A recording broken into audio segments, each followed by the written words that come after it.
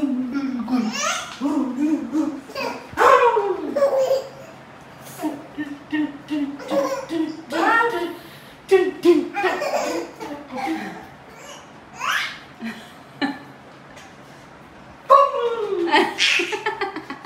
meron lang akong gustong i-share sa inyo and medyo nalulungkot ako kasi unfortunately, isa siya talaga sa mga pinaka-nasya-shock ako dito sa India, especially dito sa lugar namin, ha. Yan! One finger, tap, tap, tap. Two fingers.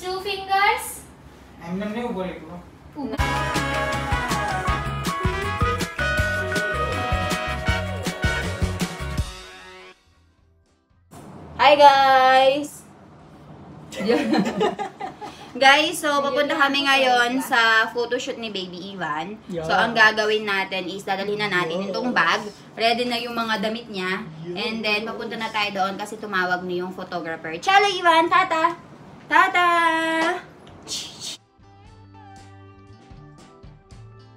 So papunta na kami guys doon sa may pagpo-photoshootan ni Ivan. And nakabihis na siya para hindi na kami mahirapan na magbihis pa doon.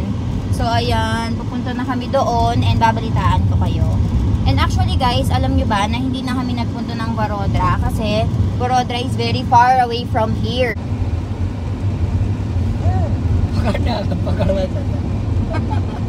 Ang kulit ng anak ko. Kulit ng anak ko.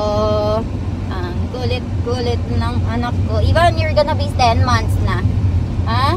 What can you say? Aba.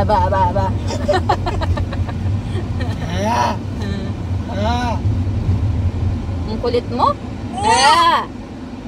Jojo. Boss? Gusto niyang nilalaro ito guys. And sobrang malapit lang yung pagpo-photoshootan namin guys. And gusto niya dito sa harapan. Sobrang lapit lang as in.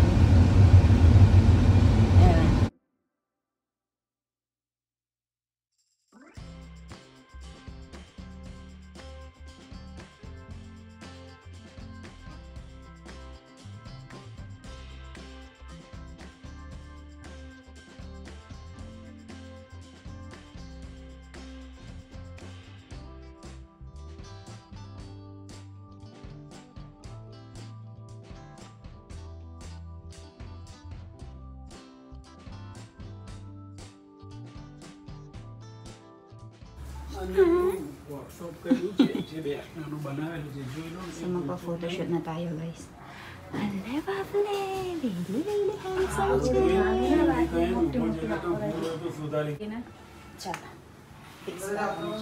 अंदर AC AC में करता ले जाना.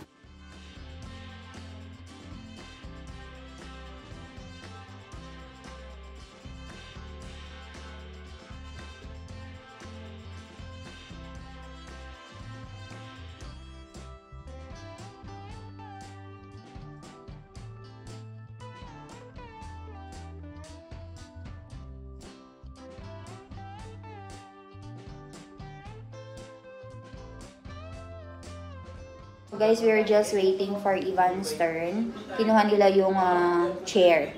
Ivan!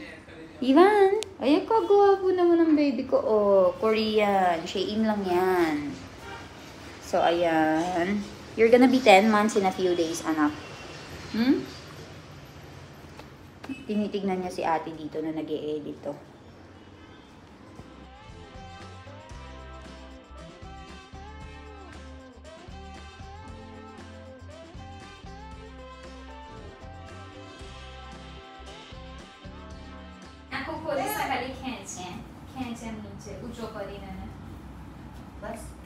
Even jeep बताओ चलो जीप बताओ very good even ने जीप कैसे जीप बताओ जीप इवन ने जीप कैसे जीप इवन ने जीप कैसे इवन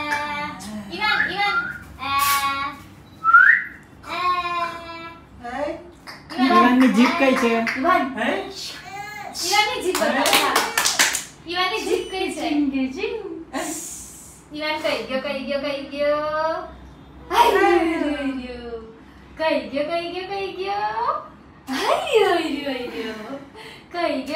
कहीं गयो Ayo! Sobrang layaw. Stage mother, tita. Ay,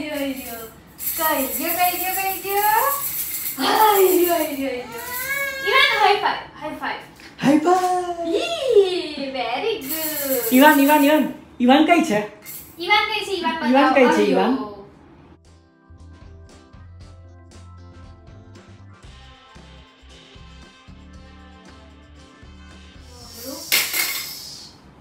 A ver, con Axel.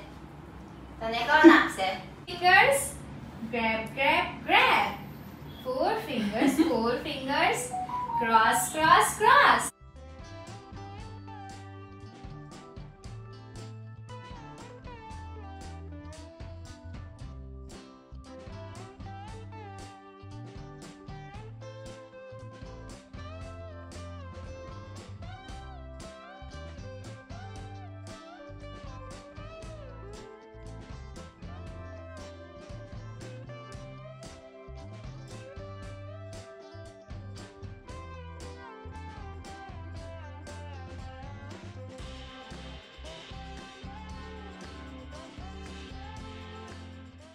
So, we are done with photo shoot, guys. And obviously, we have Janofoy, very supportive. So, we are just gonna check if okay na yung mga photos. Ayan. Milan, what do you think about this trend? Monthly. Costly. Costly. Thank you so much. So ayan, guys. Tapos na siyang magpa-photoshoot. Ivan, earlier, tignan nyo naman kanina, iyak ng iyak. Ngayon, tawa ng tawa. Palaro niya yung tita Jana niya. Oh. So, we are done, guys, sa photoshoot. Hindi na namin pinalitan yung damit ni Ivan. As it is na lang. And very late na. Kakain na tayo ng lunch natin.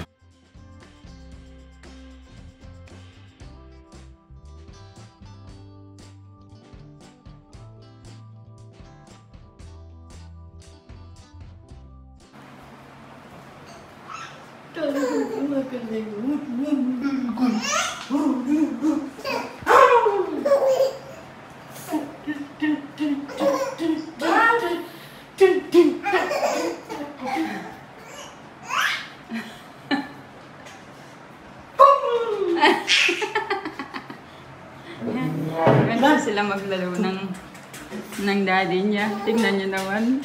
Cute ha sa John eh.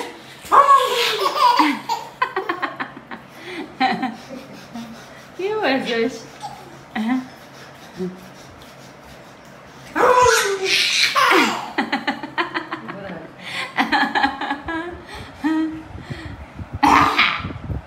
Pinonitin siya kanina ng tita Jano niya. Tignan niyo naman ang buhok.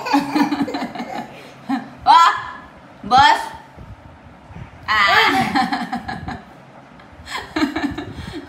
Pinapakain siya ng mangga. Ganyan.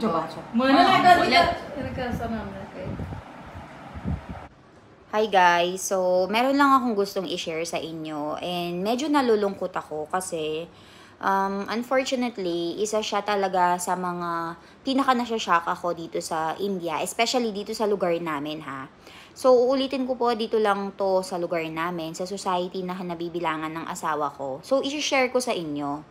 So, gaya nga ng sabi ko sa inyo guys, nung isang araw, pumunta si mommy doon sa hospital kasi meron nga kaming kamag-anak dito ng anak.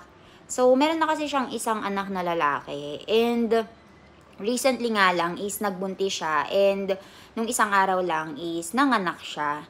So, dito kasi sa India, sinasabi ko sa inyo na bawal nga yung magpa-check kung babae ba or lalaki yung anak mo. Kasi dito, meron silang law kung saan bawal ngang i-check yung gender. Kung hindi ay makukulong ka. And yung mga doktor nga dito is mawawalan ng lisensya.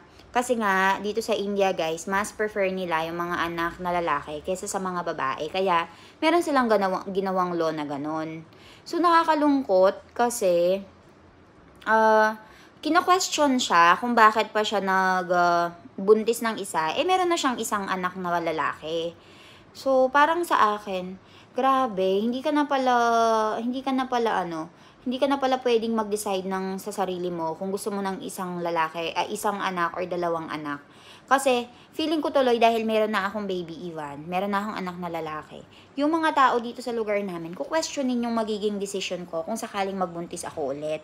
Kasi meron ka na isang anak na lalaki, bakit kapag gagawa ng problema mo? Sabihin natin gusto mo ng anak na babae, paano kung lalaki yung dumating? Hindi na ako magsasalita guys kung sino yung mga nagko-question sa akin. Pero sinasabihan nila ako dito na mag-try nga daw ako na mag-anak ulit ng isa pa. Pero kapag lalaki, ipapaalis daw. Sabi ko sa kanila, kung magkakaroon ako ng isang anak pa, babae man o lalaki, hindi ko ipapacheck. Ikikip ko. Kasi dito sa India guys, grabe. May kaibigan ako. Yung anak niya, 5 buwan na sa tiyan. Pinaalis. Kasi lalaki. Kasi uso dito yung pagbabayad. Pag papatingin sa isang doktor illegally. Kung babae ba or lalaki, babayaran nila ng mga 30,000, ganyan, 40,000, 50,000 rupees. I-check lang yung gender.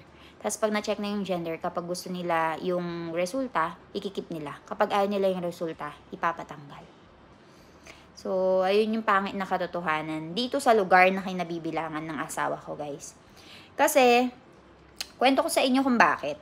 Kasi kapag anak na lalaki, guys, dito sa India, siya yung magmamana lahat ng mga ari-arian. Kapag anak na babae, papakasal mo lang siya, papag-aralin, tapos ibibigay mo na dun sa magiging asawa niya. Papabaunan mo lang siya ng mga ginto bilang parang ano niya, parang protection ba niya dun sa pamilyang pupuntahan niya.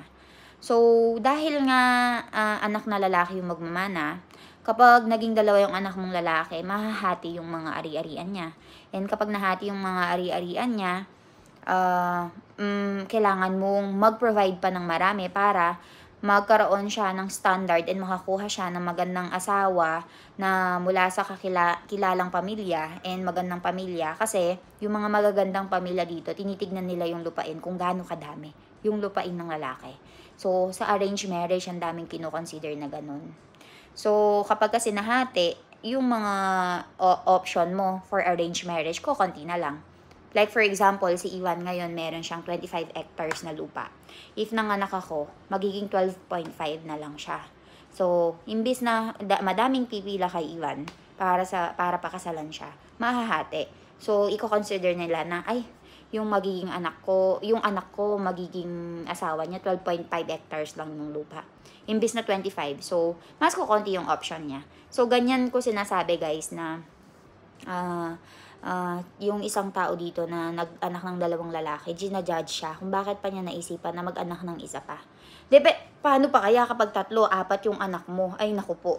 Meron nga akong kakilala dito, 4 nga yung anak or 5. Sobrang pag-judge sa kanya ng society kasi parang irresponsible nga daw, hindi tinitignan yung future.